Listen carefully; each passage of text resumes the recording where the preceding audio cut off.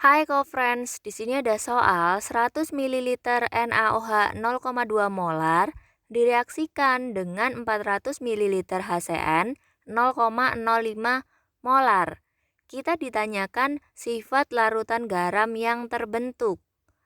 Nah, di sini kita cari dulu mol dari masing-masing reaksinya, yaitu mol dari NaOH dan juga mol dari HCN. Mol itu adalah molaritas dikalikan dengan volumenya. Jadi, mol dari NaOH itu adalah 0,2 dikali 100, yaitu adalah 20 milimol, sedangkan mol dari HCN itu adalah molaritas dikalikan dengan volumenya, yaitu 0,05 dikali 400, sama dengan 20 milimol. Jadi, kita buat reaksinya.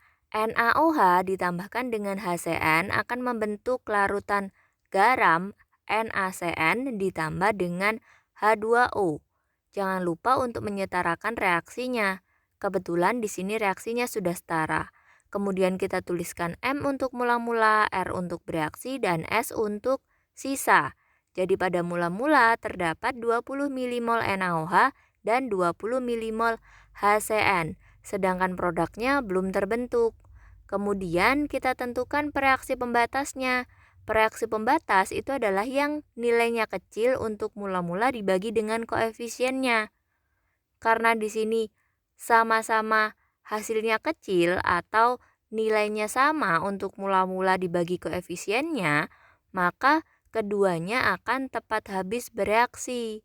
Sehingga jumlah mol yang bereaksi untuk NaOH dan juga HCN adalah 20 milimol. Dan jumlah mol yang bereaksi untuk yang lainnya akan sesuai dengan perbandingan koefisien.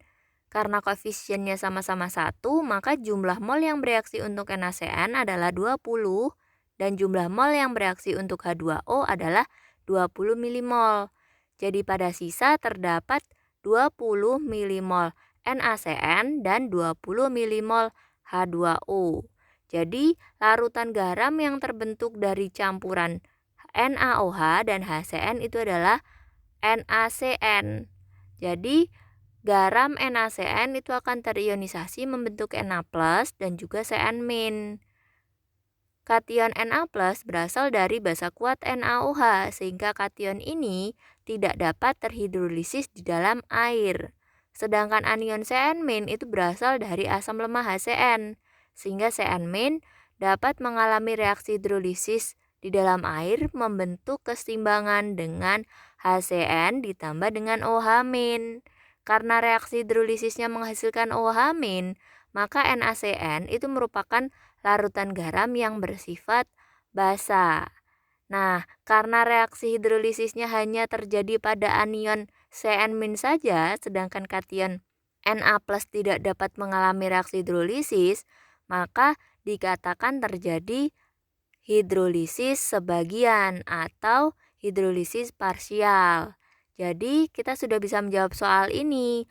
Larutan garam NaCN yang terbentuk itu adalah sifatnya basa, sedangkan dia terhidrolisis sebagian. Jadi jawabannya adalah yang B. Sekian, sampai jumpa di soal berikutnya.